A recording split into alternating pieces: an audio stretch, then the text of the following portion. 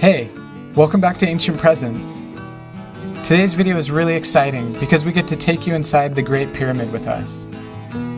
This is an experience that we had always dreamed of, and actually went twice in order to spend more time in its aura of mystery. As we said in our last video, there are two entrances into the Great Pyramid. One entrance is the original that was built with the pyramid and is closed to the public. The other is an entrance that was forced by the Caliph al-Ma'mun in the 9th century and is where tourists enter the pyramid today. As you can see in this diagram, here's the original entrance and here's the tourist entrance that was carved through the pyramid. Here's a better view of that tunnel from the Scan Pyramids project. Flinders Petrie, one of the most respected authorities on Egypt from the 1800s, believed that the Great Pyramid had a hinged door that hid its location from the outside. There's evidence of this type of door being used in Dashur, and Petrie believed that this hidden door is what caused Al-Ma'mun to force the passage.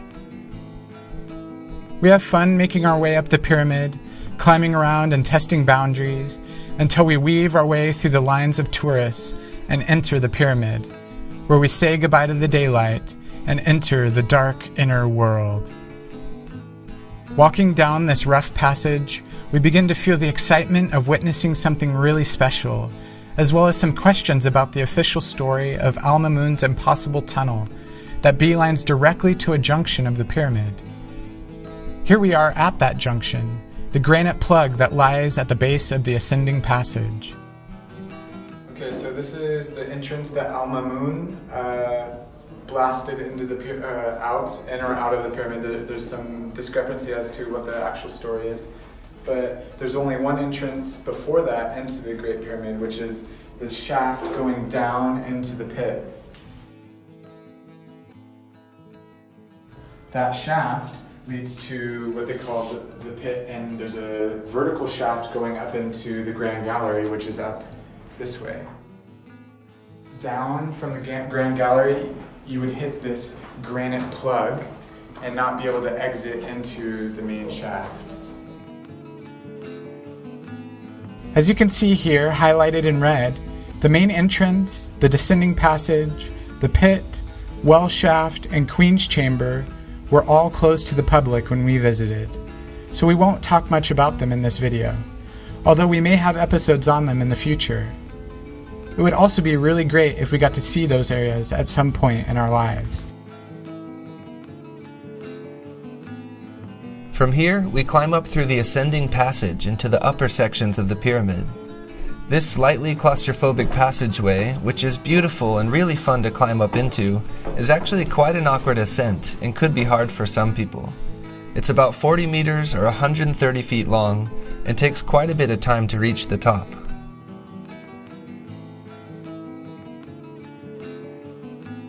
As we emerge into the Grand Gallery, we stand in awe at this stunning architectural masterpiece.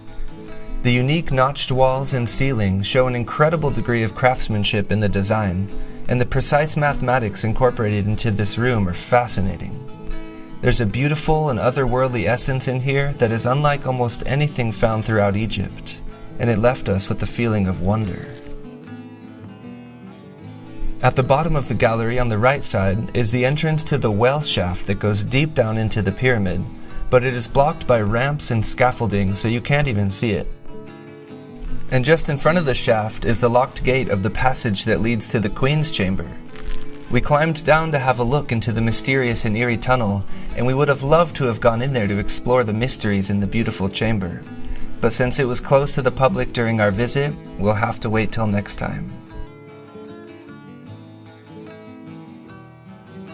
Making our way up the Grand Gallery, we couldn't help but feel we were in some sort of mechanism or technology that had a purpose we can only speculate on. The gallery is huge, measuring 8.6 meters or 28 feet tall, and about 46 meters or 153 feet long, and it takes quite some time to walk up it. We've read some really interesting research discussing the mathematics of the gallery, in which the researcher speculates that the design demonstrates extraordinary precision and highly accurate geodetic knowledge of the Earth. And whether or not that's true, the architecture truly amazed us, and the ancients sure knew how to build. But no matter how special this place is, it is still covered in modern-day graffiti almost everywhere. The climate in here is hot and stuffy due to many tourists visiting every day. And after the long and sweaty climb, we reach the highest point that we can go inside the pyramid, the top of the Grand Gallery. Reaching the top of the Grand Gallery, we arrived at what is known as the Great Step. An interesting thing that we noticed while making this video is that the step was completely remade since this old photo of it. As you can see here, it is very different looking and no longer worn down. We are not sure when it was remodeled, but we are curious as to why it was worn down in the first place.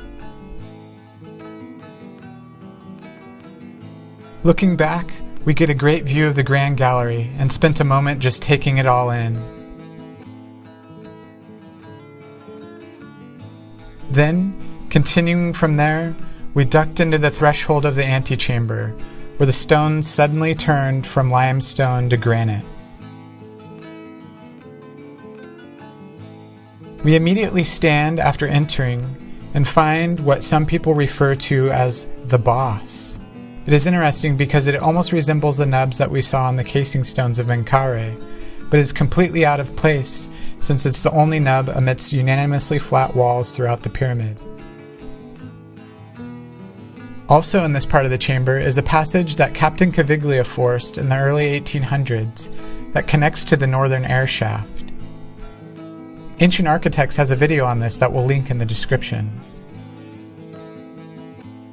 Ducking into the next part of the antechamber, we got a good view of the really cool stonework up above us, exhibiting interesting grooves that seem to suggest a purpose that was unlike any other stonework we saw in the Great Pyramid.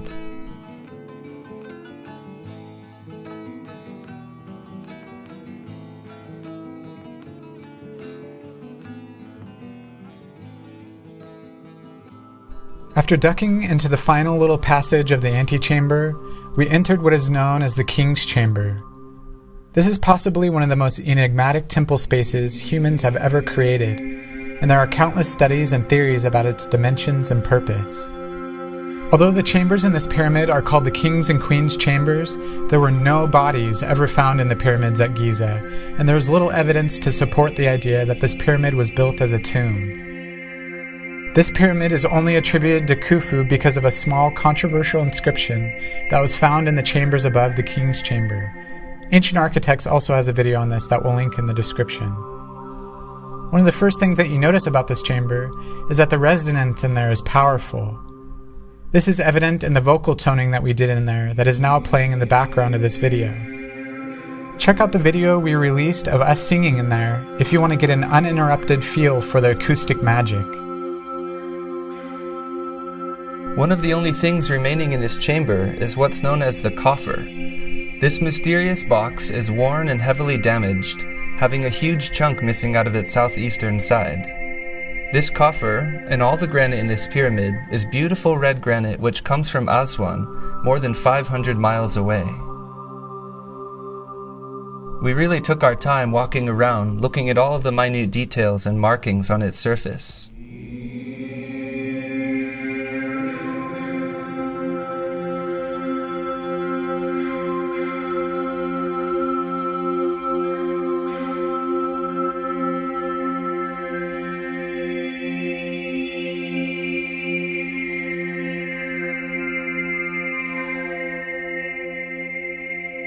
We noticed some pretty interesting things about it, observing what many people think are machine cutting marks. You can see here the parallel cut lines, and here there is evidence of a mistake that was made in the cutting, where the saw cut was run too deep twice over and backed out again. Christopher Dunn, whose book is also linked in the description below, speculates from a modern engineer's perspective that these saw marks could have only been made from high-speed machine cutting tools and could not have been made by hand saws. This topic is highly controversial, and Egyptologists will strongly disagree with these ideas, but it turns out that Flinders Petrie noticed the same cut marks during his visits in the 1800s and concluded that the ancient Egyptians must have had more complex tools than just copper saws, but instead saws with jeweled points of stones like sapphire or diamond to be able to cut into such a hard stone like granite with such velocity and precision as to create the marks seen here and on many other stones around Egypt.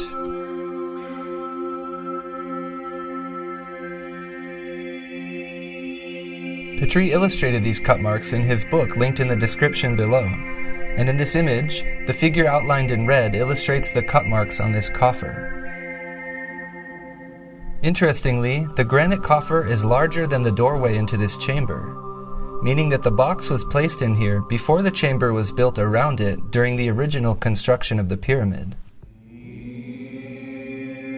Although it looks nice and glorious in this footage, visiting the inside of the pyramids can actually be a bit challenging and not very romantic, due to the security guards constantly hassling you to not make meditation and no taking photos.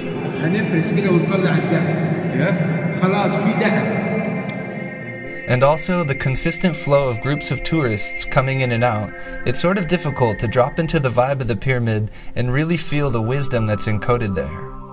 But luckily we stayed inside long enough to find some pristine, quiet moments when we were entirely by ourselves, and these are precious memories. Looking at a 19th century floor plan of this chamber shows how there was a hole in the northwest part of the floor. It also shows that the walls extended 5 inches below the floor. This hole has since been filled in with stones, but you can still see the rough patching between them. Ancient Architects has a video on this linked in the description. Some other interesting features about the King's Chamber are 2 mysterious shafts in the walls that people refer to as air shafts or star shafts, although the purpose is unknown. One of the shafts is covered by a modern fan installation, and the wall is rather damaged around it. The design of the shafts are interesting because a simpler method of construction could have been used. For instance, following a horizontal path along the course of masonry to the outside, rather than the much more difficult diagonal design that the shafts have. This probably would have resulted in greater airflow as well. This has led people to speculate that the air shafts had a religious purpose or some other significance that is now obscure to us. In his book, Petrie states that there is a good deal of crystallized salt on the inside of the coffer. The Egyptologist Zahi Hawass confirms this in his update in the book, that modern restoration removes salts and soot from the Queen's Chamber as well as the Grand Gallery. What were these salts? There are theories that speculate that they are from a giant flood of water. Some say that the stones naturally excrete them. Others say that they were from monoatomic gold. Whatever they are from, Zahi Hawass made sure that they were erased from the public memory. This pyramid still holds many mysteries.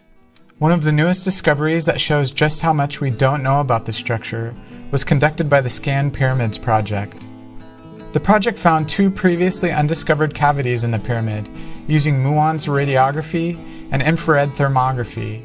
The largest, being as much as 40 meters long, is above the Grand Gallery and is either horizontal or parallel to the Grand Gallery in orientation. The other cavity is located behind the vaulted stones of the main entrance to the pyramid, being anywhere from 17 to 23 meters above the ground. These 2 cavities are exciting discoveries that show us that we still have a lot to learn about this magnificent work of art. Getting to these remote chambers is another mission that will take years of careful planning. Leaving the King's Chamber, we head back out the way we came into the Grand Gallery and begin the long descent out of the pyramid. Being inside one of the greatest structures ever built touched our hearts and left us feeling changed in remarkable ways. If you ever get a chance to go inside the pyramids, you'll know what we mean. Reaching the entrance tunnel at the bottom, we left the mystical inner realm of the pyramid and stepped back out into the light of day. We hope you enjoyed the tour inside of the Great Pyramid. Please like, subscribe, share our channel with your friends, and check the description below for links to more videos and great research. In our next video, we'll take you on a journey inside the Pyramid of Khafre. Thank you for watching and joining us in this ancient presence.